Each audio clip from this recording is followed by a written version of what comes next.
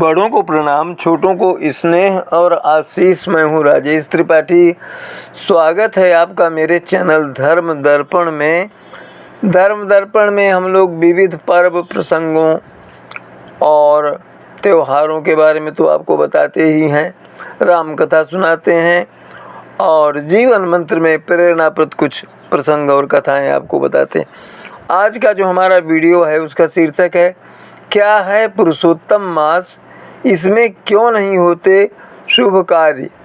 पुरुषोत्तम मास ऐसा मास है जिसमें आप पूजा पाठ खूब कर सकते हैं, पर विवाह आदि शुभ कार्य इस मास में वर्जित हैं। इसको अधिक मास या मलमास और खरमास भी कहते हैं। इस मास का सनातन धर्म में विशेष महत्व है। यही वजह है कि इसे पुरुषोत्तम मास कहा जाता है। पुरुषोत्तम मास 18 जुलाई से प्रारंभ हो रहा है, यह 16 अगस्त तक चलेगा। पुरुषोत्तम मास में भगवान विष्णु की पूजा का विशेष महत्व है। इस मास में श्रद्धा से और विधि विधान से भगवान विष्णु की पूजा करने से बहुत लाभ होता है। भगवान विष्णु के आशीर्वाद से भक्त से समस्त पाप नष्ट हो जाते हैं और उसे पुण्य मिलता है, उसकी हर मनोकामना पूर्ण होती है। अधिक मास में या पुरुषोत्तम मास में कौन कौन से काम नहीं करने चाहिए। अधिक मास में विवाह के लिए मुहूर्त नहीं होते। इसका यही मतलब है कि इस दौरान विवाह नहीं किए जाते। इतना ही नहीं, इस अवधि में नए ग्रह में प्रवेश भी वर्जित है। नए वस्त्र, आभूषण आदि खरीदने की मनाही है। पुरुषोत्तम मास में नामकरण हिंदू पंचांग के अनुसार प्रत्येक 3 वर्षों के बाद एक अधिक मास आता है, जिसे अधिक मास, मलमास या पुरुषोत्तम मास कहते हैं। इस तरह इसका नाम पड़ा। स्त्रियां इस अवधि में व्रत, दान, पूजा पाठ करती हैं। अधिक मास में दान का विशेष महत्व है। इससे सभी प्रकार के दुख दूर होते हैं। ऐसी मान्यता है कि इस अवधि में दान करने से सामान्य दिनों की तुलना में 10 गुना पुण्य मिलता है। इस माह में श्री राम कथा वाचन, विष्णु सहस्त्र नाम स्तोत्र पाठ का वाचन और गीता का पाठन करने से बहुत पुण्य मिलता है। इस माह में जप और तप के अलावा व्रत का भी विशेष महत्व है। पूरे मास में एक समय ही भोजन करना चाहिए, जो कि आध्यात्मिक और स्वास्थ्य की दृष्टि से काफ़ी उत्तम माना गया है। इस अवधि में भगवान को दीपदान और ध्वजा दान की भी बहुत महिमा है। इस माह में दान दक्षिणा का कार्य भी पुण्य प्रदान करता है। इस अवधि में यात्रा करना, बीज बोना, वृक्ष लगाना, दान देना, सार्वजनिक हित के कार्य, सेवा कार्य करना अच्छा माना गया है। इस अवधि में विवाह, नामकरण, अष्टकादि श्राद्ध, तिलक, मुंडन, यज्ञोपवीत, कर्ण छेदन, गृह प्रवेश, देव प्रतिष्ठा, संन्यास अथवा शिष्य दीक्षा लेना, शिष्य दीक्षा लेना, यज्ञ आदि शुभ कर्मों और मांगलिक कार्यों को करने की मनाही होती है, मना है। इस अवधि में अपशब्द, ग्रह कलह, क्रोध, झूठ बोलने से बचना चाहिए। पुरुषोत्तम मास में कुआं या तालाब खोदना भी मना है। सूर्य के बृहस्पति की धनु राशि में गोचर करने से अधिक मास शुरू होता है। यह स्थिति मकर संक्रांति तक रहती है। इस कारण मांगलिक कार्य नहीं होते। जैसे ही सूर्य धनु राशि में प्रवेश करता है, तभी से घर मास आरंभ हो जाता है और इसी के साथ शादी, विवाह एवं अन्य मांगलिक कार्य निषेध हो जाते हैं, मना कर दिए जाते हैं। खरमास शुरू हो जाने से विवाह संस्कारों पर 1 माह के लिए रोक लग जाएगी। साथ ही अनेक शुभ संस्कार जैसे जनेऊ संस्कार, मुंडन संस्कार, गृह प्रवेश भी नहीं किया जा सकेगा। हमारे भारतीय पंचांग के अनुसार सभी शुभ कार्य रोक दिए जाएंगे। खरमास कई स्थानों पर मलमास के नाम से भी विख्यात है। शास्त्रों में मलमास शब्द की यह उत्पत्ति का उल्लेख इस तरह से मिलता है। मली सन मलो मलोक्षति गच्छति मलिमुलोच, अर्थात मलिन गंदा होने पर यह आगे बढ़ जाता है। सौर वर्ष और चांद्र वर्ष में सामंजस्य स्थापित करने के लिए हर तीसरे वर्ष पंचांगों में 1 चंद्रमास की वृद्धि कर दी जाती है। इसी को अधिक मास या अधिमास या मलमास कहते हैं। सौर वर्ष का मान 365 दिन, 15 घड़ी और 22 पल और 57 विपल हैं, जबकि चांद्र वर्ष 354 दिन, 22 घड़ी, 1 पल और 23 विपल का होता है। इस प्रकार दोनों वर्षमानों में प्रतिवर्ष 10 दिन, 53 घटी, 21 पल का अंतर पड़ता है। इस अंतर में समानता लाने के लिए चांद्र वर्ष 12 मासों के स्थान पर 13 मास का हो जाता है। वास्तव में यह स्थिति स्वयं ही उत्पन्न हो जाती है, क्योंकि जिस चंद्रमास में सूर्य संक्रांति नहीं पड़ती उसी को अधिक मास की संज्ञा दे दी जाती है। इस अवधि में शुभ कार्य बंद होने का कारण गुरुदेव बृहस्पति धनु राशि के स्वामी हैं। बृहस्पति का अपनी ही राशि में प्रवेश इंसान के लिए अच्छा नहीं होता है। ऐसा होने पर लोगों की कुंडली में सूर्य कमज़ोर पड़ जाता है। इस राशि में सूर्य के कमज़ोर होने का कारण इसे खरमास कहते हैं। खरमास में सूर्य का स्वभाव उग्र हो जाता है। सूर्य के कमज़ोर स्थिति में होने की वजह से इस महीने शुभ कार्यों पर रोक लग जाती है। मास के आरंभ के दिन श्रद्धा भक्ति से व्रत तथा उपवास रखना चाहिए। इस दिन पूजा पाठ का अत्यधिक महत्व माना गया है।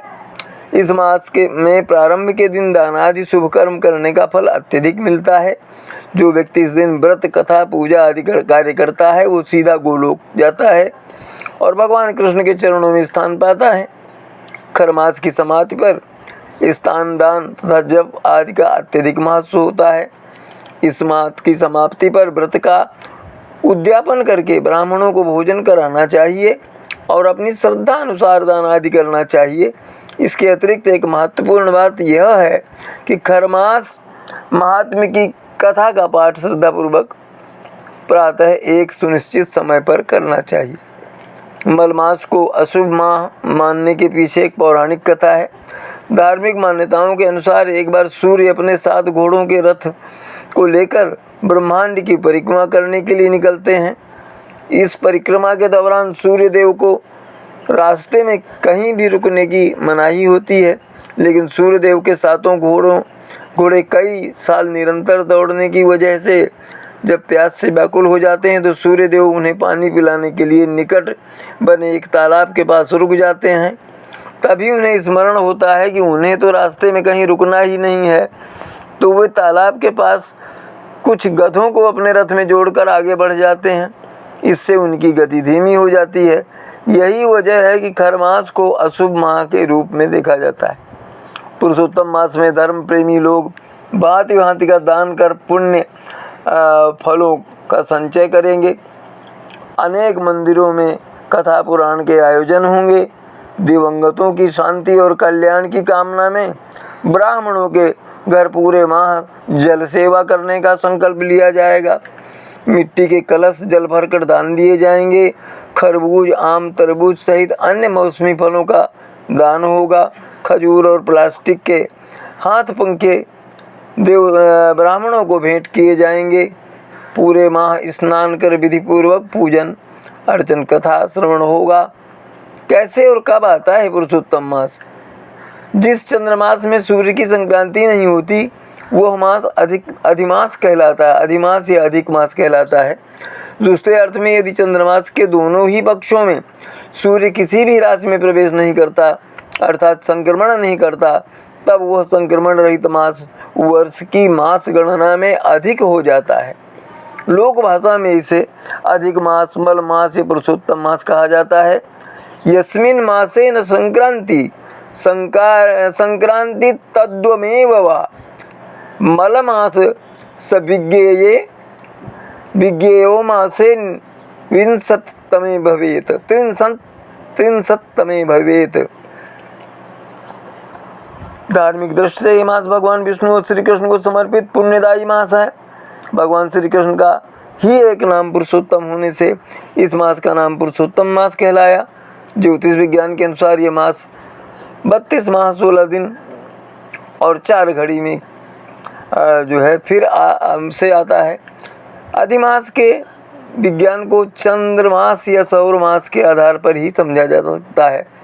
ज्योतिष विज्ञान के अनुसार सूर्य पूरे वर्ष में 12 राशियों से गुजरता है। सूर्य का इन राशियों में भ्रमण 365 दिन में पूर्ण होता है। सूर्य के एक राशि में समय बिताकर दूसरी राशि में प्रवेश करने तक का काल सौर मास कहलाता है।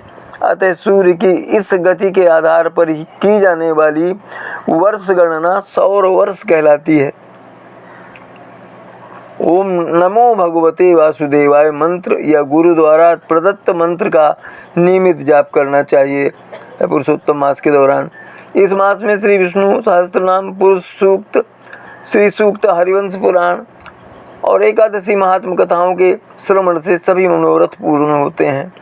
इस मास में शुभ कार्य, मांगलिक कार्य का आरंभ नहीं करना चाहिए, केवल धार्मिक कार्यों को करना चाहिए और निष्काम भाव से रहना जरूरी है इस दौरान। इस बारे में स्वयं भगवान विष्णु का कथन है, अहमेते यथा लोके प्रथितः पुरुषोत्तमा तथा ममपि लोकेषु प्रथितः पुरुषोत्तमा। उन गुणों के कारण जिस प्रकार मैं वेदों, लोकों और शास्त्रों में पुरुषोत्तम नाम से विख्यात हूँ, उसी प्रकार यह मलमास भी भूतल पर पुरुषोत्तम नाम से सिद्ध होगा और मैं स्वयं इसका स्वामी हो गया हूँ। इस प्रकार अधिक मास मलमास पुरुषोत्तम मास के नाम से विख्यात हुआ।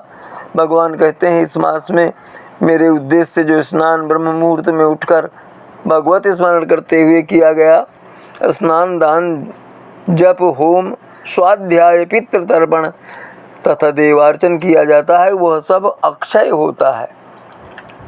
सुगंधित चंदन, अनेक प्रकार के फूल, मिष्टान, नैवेद्य, धूप, दीप आदि से लक्ष्मी सहित सनातन भगवान विष्णु तथा पितामह भीष्म का पूजन करें। घंटा, मृदंग और शंख की ध्वनि के साथ कपूर और चंदन से आरती करें। यह ना हो तो किसी रुई की बत्ती से ही आरती कर लें, इससे अनंत फल की प्राप्ति होती है। चंदन, अक्षत और पुष्पों के साथ तांबे के पात्र में पानी रखकर भक्ति से प्रातः भोजन के पहले या बाद में अर्घ्य दें। अर्घ्य देते समय भगवान ब्रह्मा जी के साथ विष्णु का स्मरण करके इस मंत्र को बोलें, देव देव महादेव प्रलयोत्पत्तिकारकः ग्रहणार्घ्यमिमं देव कृपां कृत्वा ममोपरि। स्वयंभूयो नमस्तुभ्यं ब्रह्मणे अमित तेजसे नमोऽस्तु ते श्री अनंत दयां कुरु ममोपरि। हे देव देव, हे महादेव, हे प्रलय उत्पत्ति करने वाले, हे देव, मुझ पर कृपा करके इस अर्घ्य को ग्रहण कीजिए। स्वयंभू के लिए नमस्कार तथा तुझे अमित तेज ब्रह्मा के लिए नमस्कार। हे अनंत लक्ष्मी जी के साथ आप मुझ पर कृपा करें। इस महीने में दीपकों का दान करने में मनोकामनाएं पूर्ण होती हैं, दुख शोकों का नाश होता है, वंश दीप बढ़ता है, ऊंचा सानिध्य मिलता है, आयु बढ़ती है। पुरुषोत्तम मास को लेकर एक कथा और भी है। कहते हैं, दैत्यराज हिरण्यकश्यप ने अमर होने के लिए तप किया। ब्रह्मा जी ने प्रकट होकर वरदान मांगने को कहा तो उसने कहा, आपके बनाए किसी भी प्राणी से मेरी मृत्यु ना हो, न मनुष्य से और न पशु से, न दैत्य से और न देवताओं से। न भीतर मरूं न बाहर मरूं, न दिन में मरूं न रात में, न आपके बनाए 12 मास में, न अस्त्र से मरूं न शस्त्र से, न पृथ्वी पर न आकाश में। युद्ध में कोई मेरा सामना न कर सके। आपके बनाए हुए समस्त प्राणियों का मैं एक छत्र सम्राट हूँ। तब ब्रह्मा जी ने कहा, तथास्तु, यानी ऐसा ही हो। फिर जब हिरण्यकश्यप के अत्याचार बढ़ गए और उसने कहा कि विष्णु का कोई भक्त धरती पर नहीं रहना चाहिए, तब श्रीहरि की माया से उनका पुत्र प्रहलाद ही विष्णु का भक्त हो गया और उसकी जान बचाने के, प्रहलाद की जान बचाने के लिए प्रभु ने सबसे पहले 12 माह को 13 माह में बदलकर अधिक मास बनाया। इसके बाद उन्होंने नृसिंह अवतार लेकर के शाम के समय देहरी पर अपने नाखूनों से हिरण्यकश्यप का वध कर दिया।